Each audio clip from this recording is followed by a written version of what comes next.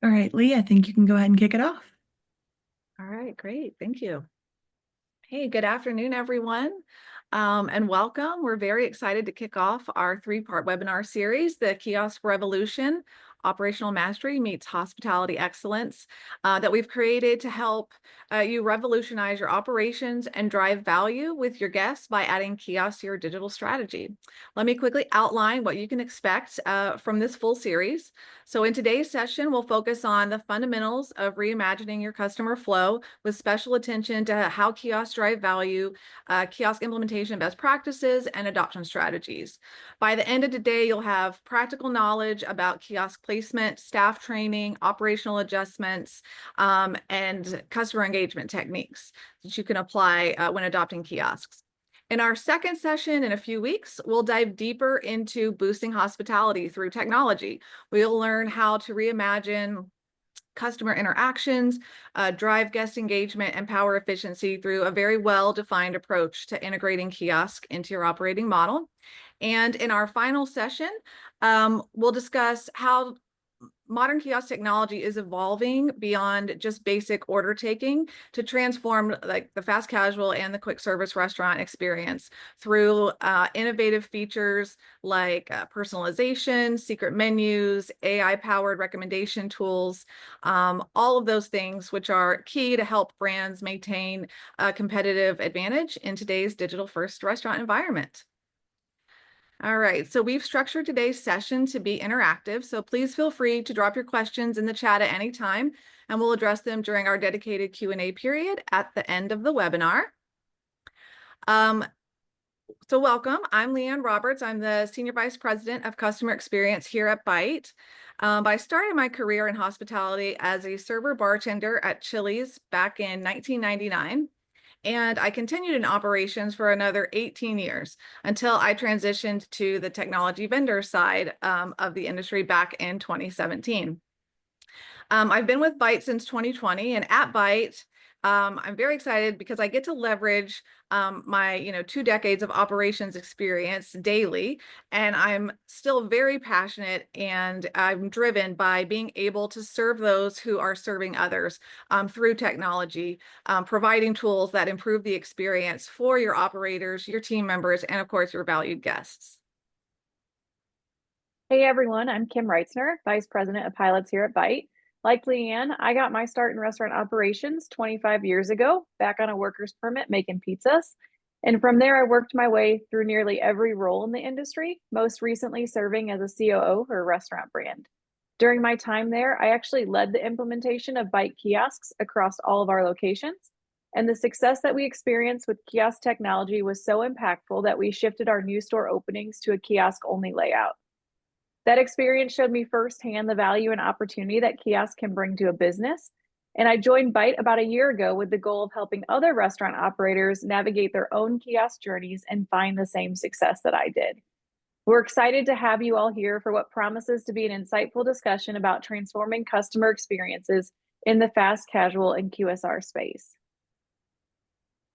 All right, so before we dive in, let me just tell you a little bit about Byte. So we're a hospitality software company that specializes in providing guests a frictionless digital ordering experience. So mainly through kiosks, but we do offer contactless and line buster products as well. And our mission is very simple. So we want to be every brand's most trusted partner on the journey to elevate hospitality everywhere. So definitely a hospitality-driven software company. All right, now let's talk about why we're all here today. So in case you haven't noticed, the restaurant industry is undergoing a significant transformation. Traditional models where customers line up to place orders with cashiers in some type of queue are rapidly giving way to more modern, fluid approaches.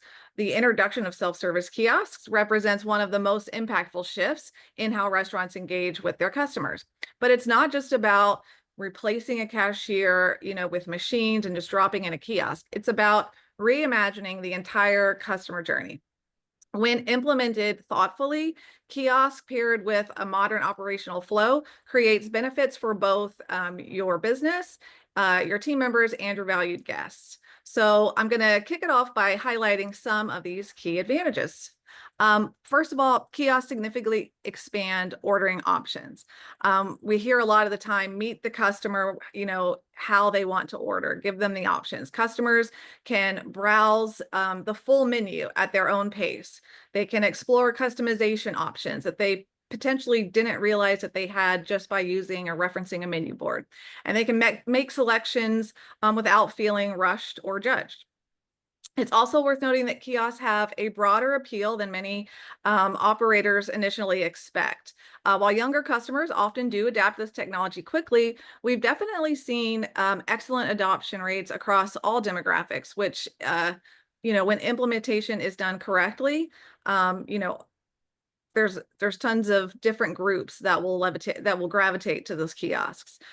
Families with small children who don't want to wait in lines, right? Professionals on their lunch breaks who have limited time to grab lunch.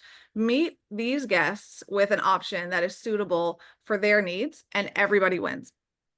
I recently attended the Restaurant Leadership Conference in Scottsdale and had the privilege of listening to the president and CEO of Portillo's, Michael Asanlu, speak. And when he touched on their kiosk initiative, he said something that really jumped out at me. He said, "I literally sat in restaurants and I would watch customers come in and I'm thinking, no one's ever going to use the kiosk. Boy, was I wrong. The first week, 25% of the orders were at the kiosk. It was stunning to me." So Kim and I can share countless stories of executives who thought kiosks wouldn't work and, with their particular guests or their brand, who after only just a few short weeks, even sometimes a few short days of having kiosks installed, changed their tune and are now some of our most vocal kiosk promoters. Yeah, in fact, most brands that start as a pilot are because someone within the leadership team at the organization does not believe in kiosks. But through intentional onboarding and successful implementation, we truly believe that we can turn any skeptic into a believer.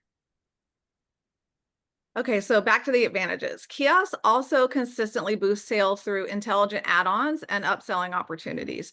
Our customers typically see a 15 to 30% increase in average ticket size when compared to the in-store cashier. When guests order through the kiosks. The kiosks never miss an opportunity to suggest an add-on or to offer an appetizer, a drink, or dessert that's going to enhance their meal.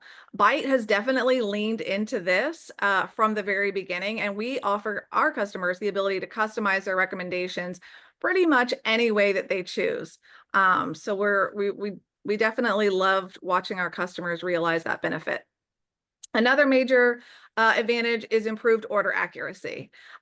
When customers input their own orders, there's less chance for miscommunication, right? This reduces food waste and customer dissatisfaction. In fact, in a recent survey conducted by Tilster, guests were asked which factors are important to you when assessing the overall value of your dining experience. And 33% responded that order accuracy was most important. So they run this survey every year, and after never hitting the top 5, it's now number 3 on the list. So when assessing value, order accuracy, very important. One of the most talked about advantages of integrating kiosks, of course, is labor reallocation, which is particularly important in today's challenging hiring environment. Kiosks free up your staff from those repetitive order taking tasks, and this allows them to focus on things or different areas like food preparation, order packaging, maintaining a clean, inviting atmosphere, and just helping to create a more memorable dining experience. This also ties in seamlessly with speed of service, which is another critical advantage. With multiple kiosks operating simultaneously, you can process more orders in less time, reducing lines and wait times during peak periods. So if you do this right, you can reallocate your cashier to support food prep and expediting. You might not realize it, but we see this a lot of times where cashiers, similar to a host in like a full service restaurant, they do tend to and can throttle ordering back to the kitchen by slowing down order taking. And this has a domino effect, right? It causes long lines, which can deter potential customers looking for a fast dining option. So kiosks They allow your guests to get in, get their order placed, and get out in a timely manner. A win for everyone. And of course, finally, modern kiosks are ADA compliant, allowing wider access for customers with disabilities while also protecting your business from potential compliance issues. Um, so tons of advantages, lots of benefits, but realizing these benefits requires more than just installing kiosks and hoping for the best, right? It definitely demands thoughtful planning, staff engagement, and operational adjustments. So I want to take the time now to dive a little bit deeper into the first crucial aspect of a successful kiosk implementation, which is strategic placement and adoption strategies. The number one thing I can tell you when I am talking to a brand that's just launching a project is similar to real estate, like location, location, location. When it comes to kiosk adoption, one of the most critical decisions that you'll make is placement. The location of your kiosk can dramatically impact their visibility, their usage rates, and overall success. Think of your restaurant as a stage and the kiosk as key props that guide your customers through their journey. Ideally, kiosks should be positioned where customers naturally enter and begin looking around for guidance on how to order. A best practice here is also the clustering of 2 or more kiosks together.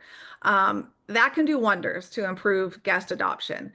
We recently tested this with a large brand, the clustering of 2 kiosks. So they went from 1 kiosk to 2, and they clustered them close together, close to their POS counter, not replacing their POS terminals, but close to that POS counter.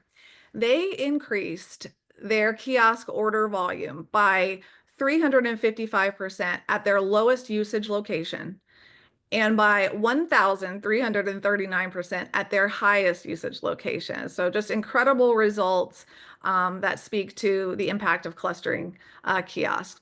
And this is exactly, why a lot of our most successful enterprise customers, they require a 2 kiosk minimum. So think about that when you're outlining your kiosk strategy. We also typically recommend placing your kiosk in high visibility areas, potentially near the entrance, but not blocking any flow of traffic. You always want to keep in mind that you don't want to cause any barriers that don't exist today. Customers should see kiosks immediately upon entering your establishment. Consider creating a dedicated kiosk area with enough space for customers to comfortably navigate between the 2 units if you have 2 kiosks, or they can comfortably use the kiosk wherever you place it. If possible, I'll tell you, replacing a POS terminal on that POS counter, this will deliver the best results. As your guests, they're already trained on where to go to place their order, so they're naturally going to gravitate to that POS counter. Another key consideration is accessibility. So you always want to keep that in mind. Ensure your kiosk layout accommodates customers of different heights and abilities. Some of our most successful clients include both standing and wheelchair accessible kiosks in their setup. Make sure that you understand the ADA compliance laws in your jurisdiction before you determine placement for your kiosks or what hardware you're going to purchase.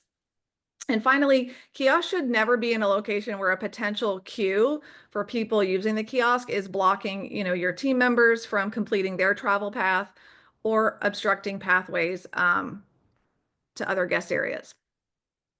All right, so now that we have the right placement, we want to reinforce, that the kiosks are there and what they're there for. So let's talk a little bit about signage. This is an often overlooked but crucial element in driving kiosk adoption. Your signage, it shouldn't just direct customers to the kiosks, it should sell the experience. Effective signage answers that critical question in your customers' minds. Why should I use this instead of going to the cashier? Messages like skip the line or order your way, those highlight the benefits of, that customers care about. So convenience and control, right? So let them know that that's what they can expect from using the kiosk. Ensure your signage provides guidance towards the kiosk as needed. So this could be as easy as just an eye level sign that says order on kiosk with a directional arrow leading the guests to the kiosk area. Some customers find great success with using like directional signage on the floors. I've seen this implemented very well before, and I love it when it's done right. But also just overhead signage is also, impactful in showing your guests where to order. Just a simple order here is easy and it's to the point. Hanging that simple sign above the kiosk will definitely help your guests know where to start their order and limit confusion for them. And then, of course, use the kiosk itself to your advantage. So you're always going to have that, we call it a menu cover, but just the default screen when the kiosk is not in use. You want to make sure that this screen is working hard for you, right? So you want it to be dynamic, bold, eye-catching, and it tells the guest, to order here, skip the line, and it's also branded and reflects, your brand appropriately. Also consider using eye-catching graphics that visually demonstrate the kiosk ordering process. We've seen this, like people can use this border signage that fits around the touch screen and it can tell them just kind of a step-by-step, right? So place your order here, pay on the pin pad and pick it up in the pickup area. Something like that. Just the step-by-step illustrations can really reduce anxiety for first-time users and make the technology feel more approachable. Okay, so we've talked about placement and signage. Two very critical things to think about and to consider when you're outlining your kiosk strategy. But something that is probably the most crucial is your staff. So your staff plays perhaps the most vital role in successful kiosk adoption. They are the bridge between your technology and your customers. So comprehensive training is essential. Your team needs to understand not just how to operate the kiosks, how to do some common troubleshooting and things like that, but most importantly, how to guide customers through their first kiosk experiences. So ensure that your leaders are armed with the right messaging, documentation when coaching team members on this new technology. Why are kiosks important to the brand strategy? How will kiosks improve their work experience? And why should they care if guests adopt the kiosk for ordering? All of these topics should be addressed when introducing kiosks to team members. So please keep in mind, that the training aspect and the messaging. The role of your front of house staff especially will evolve from, that order taker to more of like think of them as customer ambassadors, right? They should feel more empowered to approach your customers in, hospitable conversation, offer assistance with the kiosk ordering, and provide that warm human element to the digital experience. Make sure that your team members also are provided guest-facing messaging about the kiosk. Should a guest have any questions or feedback, you want to make sure that the messaging and their response is in line with your brand standards. So prior to launching kiosk, use things like shift meetings or huddles, check-ins to role play, talking to the guests about the addition of the kiosk and how to use the kiosk. Some of our most successful brands implement what we call a kiosk ambassador role during the initial few weeks, 2 to 4 weeks of the kiosk rollout. And this is a dedicated team member whose sole purpose during these high volume times is to greet customers and offer kiosk guidance or help them, take the customer on a tour of the kiosk, if you will.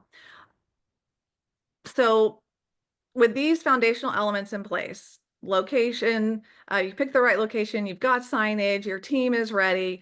I'm now going to hand it over to Kim, who's going to dive into the operational considerations that ensure your kiosk implementation delivers on its promise. Take it away, Kim. Thanks, Leanne. Thank you. So as you've just heard, strategic placement and staff training lay essential groundwork for kiosk success. But now let's talk about adapting your operations to this new reality. Implementing kiosks isn't just about adding new technology. It requires rethinking your entire operational blueprint. The most successful restaurants view kiosk implementation as an opportunity to redesign their workflows from ground up. It sounds overwhelming, but as we talk through it, I'm positive that we can remove your concerns today. Start by mapping out your current operational flow from the moment guests enter to when they receive their food. Then create a parallel map of how this flow would change with kiosks. Where will orders be received? How will they be prioritized? Who confirms order completion? Even the smallest details matter here. How will your guests receive their drink cups if they order at the kiosk? One significant adjustment involves your point of sale integration. It is critical to ensure that your kiosk system seamlessly connects with your existing POS to prevent duplicated efforts or conflicting information. This integration should extend to your kitchen display systems as well, creating a unified information flow from guest to kitchen. Another critical consideration that is often an afterthought is inventory management. Kiosks will offer all your menu items at all times. Unlike a cashier, kiosk will not skip offering all the protein selections available or all the side options, which often leads to increased customization requests, which can impact your ingredient preparation, storage, and your par levels for ordering.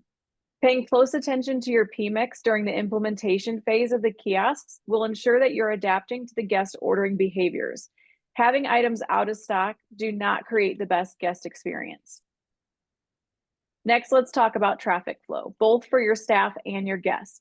With traditional cashier setups, guest movements follow a linear path. They line up, order, pay, wait, and receive their food. Kiosks create a more distributed pattern that can either eliminate bottlenecks or create new ones if not carefully managed. The primary bottleneck typically shifts from the ordering line to the pickup area, and without proper planning, your staff as well as your guests can end up frustrated. For staff, their travel paths change significantly as well. Cashiers who previously stayed in one position now need to move throughout the space, whether it's to assist guests, deliver food, or manage the overall experience. This requires rethinking your typical deployment chart and relying heavily and highly on talking your team into position. If you are not currently utilizing pre-shift communication, now is the time to start. Another operational consideration is peak time management. Have you ever driven past a restaurant that you planned to go to because the cars were wrapped around the drive-thru? Or maybe a hostess has given you a longer wait time than you wanted, so you decided to go somewhere else? With kiosks, guests will have the opportunity to order quicker and the perceived wait time reduced. However, during peak periods, you'll need strategies to prevent shifting your bottlenecks to production and service times. As Leanne mentioned earlier, cross-training is key to providing an overall elevated experience. With these operational adjustments in mind, let's shift our focus to perhaps the most crucial element of successful kiosk implementation, which is getting your staff on board. When implementing kiosks, we often focus heavily on the guest experience, and rightfully so. However, I'd argue more important is how we communicate these changes to our staff. The success of your kiosk implementation hinges on having engaged, informed, and enthusiastic team. One of my favorite quotes, and one that I truly have lived by, is that the guest experience will never outweigh the team member experience. In any rollout or change being made to the business, we have to run it through the lens of how will this impact my team? Because they are the ones that are impacting our guest. So let's jump right into the elephant in the room when it comes to communicating with staff: labor reallocation. One of the biggest fears employees have when kiosks are introduced is job security. Am I being replaced, or how will this impact me? Is a legitimate concern that needs to be addressed head on. It's the natural reaction of WIFM, right? What's in it for me and how will it affect me? Transparent and proactive communication is essential. Waiting until the kiosks are being installed is the absolute worst time to let your team know that changes are coming. We recommend holding either staff meetings or pre-shift huddles before kiosk implementation to clearly explain how the roles will evolve, not disappear. This also allows for the opportunity to set clear expectations with your team.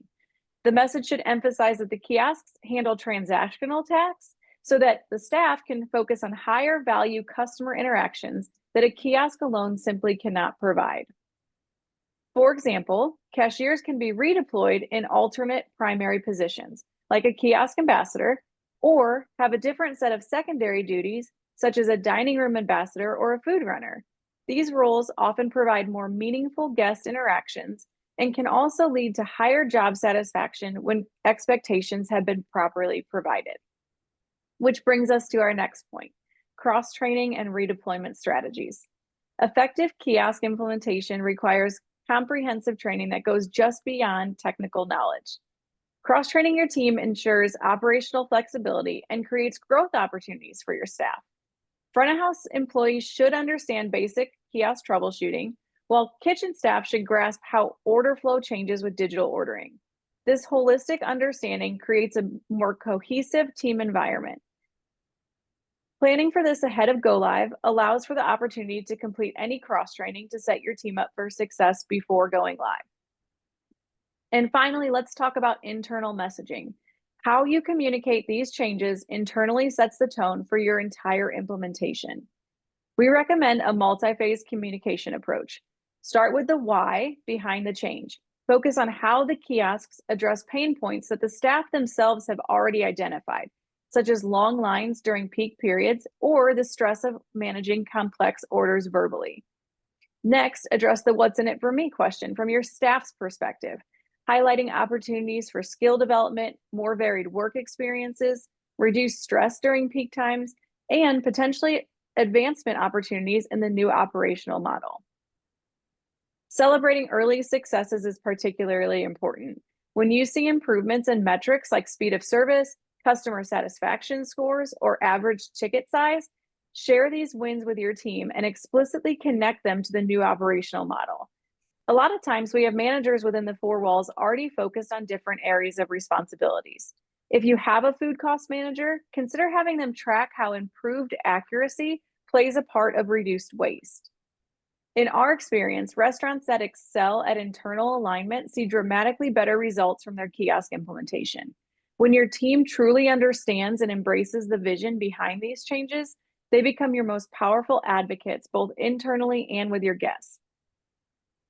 The transition to kiosk ordering represents a significant change in how guests interact with your restaurant. And like any change, it requires thoughtful communication and engagement strategies. Pre-launch preparation is essential for building anticipation rather than anxiety. We recommend starting your communication efforts 2 to 3 weeks before the kiosks go live, using this time to educate customers about the coming change and generate excitement around the benefits that they'll experience. One way to do this is by getting your loyalty guests on board first. After all, they're your biggest fans, and we all know the benefits of loyal guests. Sharing an email blast with or without a potential offer, enticing them to be the first to try the new kiosks is a great way to engage with your guests. You could also use in-store signage with messaging like "coming soon, a faster way to order." This sets expectations while also highlighting the advantage. Train your staff to mention the upcoming kiosks in their guest interactions, emphasizing the enhanced experience that they'll provide. And once your kiosks are operational, clear, effective communication becomes even more critical. Your messaging should focus on addressing the two main concerns guests typically have about kiosks. Is this going to be complicated, and what's in it for me? To address the first concern, emphasize the intuitive, user-friendly design of your kiosk interface. Signs with messages like "order in 3 easy steps" can reduce anxiety for first-time users. For the second concern, highlight the tangible benefits: faster service, more customization options, no waiting in line, and the ability to browse the menu at their own pace. Some restaurants have also successfully implemented limited time promotions specifically for kiosks orders, such as an exclusive menu item or a small discount. These incentives can help overcome initial hesitation while encouraging guests to give the new system a try. One thing we can all agree on is failing to plan is planning to fail. Success doesn't happen by accident. It's the result of thoughtful planning across all the areas we've discussed today: strategic placement, staff training, operational adjustments, and guest engagement. Awesome. Thank you, Kim. We've covered a lot of ground today, I know, from just reviewing the fundamental benefits of adding a kiosk to your digital strategy to specific strategies for placement, operations, customer adoption, and internal alignment. Before we move to your questions, I want to emphasize that reimagining your customer flow with kiosks isn't just about keeping up with technology trends.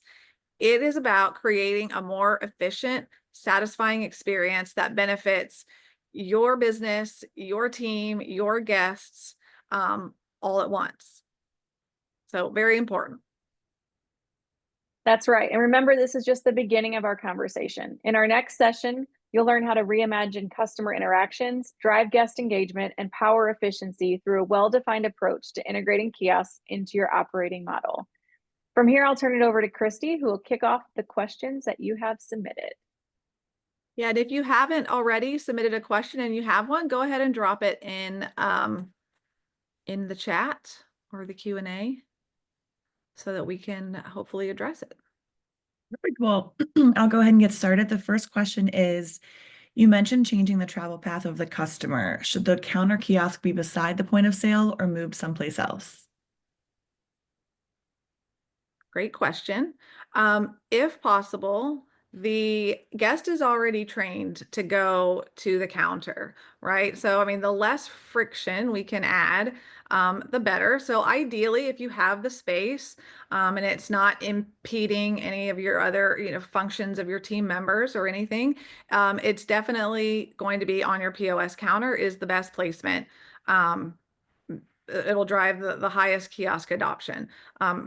Replacing the POS terminal also, the same thing. Like that's if you can do that, that's ideally the placement for your kiosk. If you can't, putting something that's kind of in that direction, but maybe over to the side, accessible, again, not blocking any travel paths for your team members, and the clustering of the kiosk with good signage, but just a good kiosk ordering well-defined spot, in my opinion, is best practice. Kim, I don't know if you have anything to add there. The only thing I'd add is prior to the guest already getting to purchase. So, within their journey from the front door to the counter, we really want you to stay away from after the fact of ordering. And we do see some brands, that there's more room to use that side of the counter or wall mounted over past the purchase, but past point of purchase is a little bit it doesn't make a lot of sense and it doesn't feel right to the guest. Okay. Adding on to that, what is the best number of kiosks to have? Is it a 1-to-1 for the cashiers? Great question. I would say a minimum is 2. And I would say, depending on the volume and the space that you have, also keep in mind that there's some technical, you do need data and power to the devices. I would say 2 to 4 is the ideal amount of kiosks. Okay. The next question is there a reason that build your order restaurants like Chipotle, Mod Pizza, and Cava have yet to adopt kiosks? Great question. Those brands, and this is, so those brands rely heavily on like the visuals of the guest creating their bowl as they go. It's part of the experience. I do think that there is a place for kiosks. We have a couple brands that do have, this type of working model, and they have successfully implemented kiosks. Key to this is a really understanding how you're going to allocate the labor and those kiosk orders, right? So your staff is also handling the customers who are in the line and want that visual build as you go experience.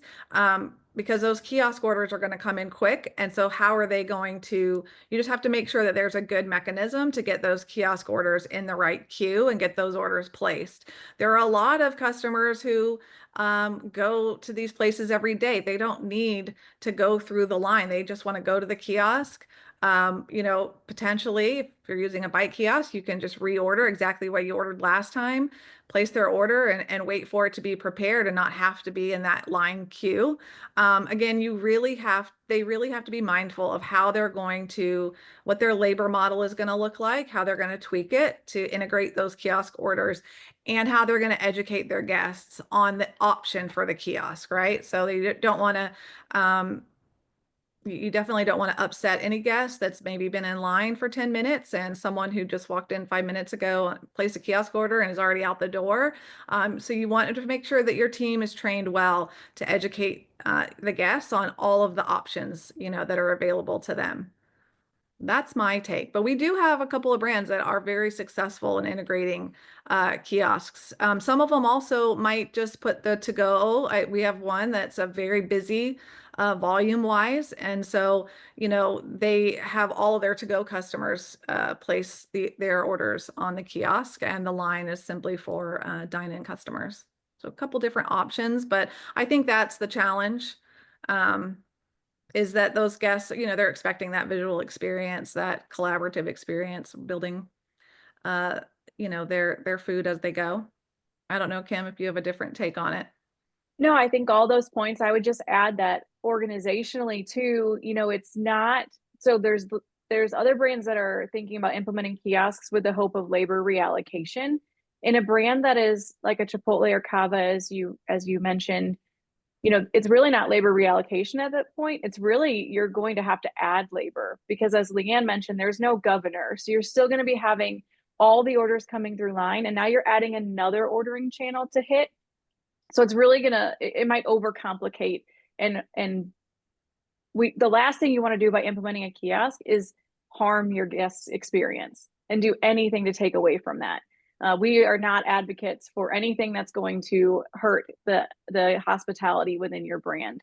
And the other part too is we talked about the POS integration, during this webinar. And, as they're going down the line, they're not getting tickets. That's not where they're going to. So they're just verbally taking the order. So they might not have the systems in place either, or they're trying to think of, okay, now does this go through our digital channel and who's working that station and how do we have this set up? So it's very complex. I kind of picture it as like an onion, and every layer you have to peel back to really think about how that affects your operations.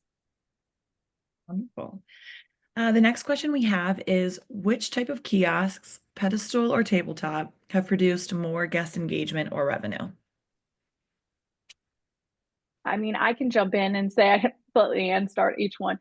That, as Leanne mentioned with the counter, so the countertop or pedestal that's already in the guest ordering pattern of where they're going towards the menu boards, whether that's on a counter or it's on like a different station that is still right there, that is what generates typically the highest usage, as well as the average check, because they're either using the kiosk as the menu, or typically we also see customers come in and they're looking up at the menu board as they're ordering. So they might be ordering on the kiosk, but they're looking at what add-ons they can get from the menu and then going back to the kiosk. The floor units that are typically not right next to the counter, again, it's just a different ordering experience. So my vote will always be for the countertop kiosk. Yeah, agreed. Nailed it, Kim. Perfect. The next question is, what team should be involved in the implementation process? Or are there different times that different teams should be involved throughout? This is a great question, and definitely something to think about when you're creating your strategy here. All of your teams, whether it's your IT team is the one leading the project, or your marketing team is the one leading the project, you need to have a representative at some point from finance, marketing, operations, especially obviously IT. They all need to be involved, because the kiosks hit all of these different departments, and we want to be mindful of how they integrate into the daily lives, make the lives of these team members, easier. There's so much that the kiosks are able to do from a marketing perspective. So, especially having your marketing team in the mix is important. Now you can, if you want to have one point of contact, maybe with the IT team, or something like that, whoever's sponsoring the project, then that's great. But at least, every the kickoff call for sure. We have project kickoff calls. Everybody needs to be on it. We go through kind of holistically what all goes into the kiosk, and so everybody can understand what their role might be. And then, you know, have a point of contact who kind of helps, you know, on your side, manage deliverables and communication and things like that. But everybody needs to sign off on it, in my opinion. Some of the worst experiences we've seen is when the IT team, you know, I've had someone say, you know, I've asked them, like, how are you thinking about, you know, reallocating the labor, or talking to your team about how they're going to be calling for the guests or signifying that the guests, and they said, oh, that's for operations to decide, not us. And that's a big red flag. Like, you guys, I mean, everybody has to be a part of this process for it to be successful. Great question. Great. Well, Kim, that's the last of the questions. So unless anyone has anything else they would like to add into the Q&A, but we've kind of cleared through everyone. Oh, it looks like we're right at time. So I just want to thank everybody for your thoughtful questions and your time today. If we didn't get to your specific question, or if you think of something after, you know, later in the day when you're thinking through this conversation, we're happy, you know, if you want to reach out to us directly, and we'll continue the conversation with you. Definitely. And as a reminder, our next webinar in this series will focus on technology integration and analytics, and will take place on June 14th at the same time as today. You'll receive an email with registration details soon, and we hope to see all of you there. We will be sending out a recording of today's session, so be on the lookout for that. And if you have any questions or want to learn more about Byte, there is a QR code on the screen, and you can use that to contact our team. Thank you again for joining us, and we look forward to continuing this conversation in our next session. Thank you, everyone.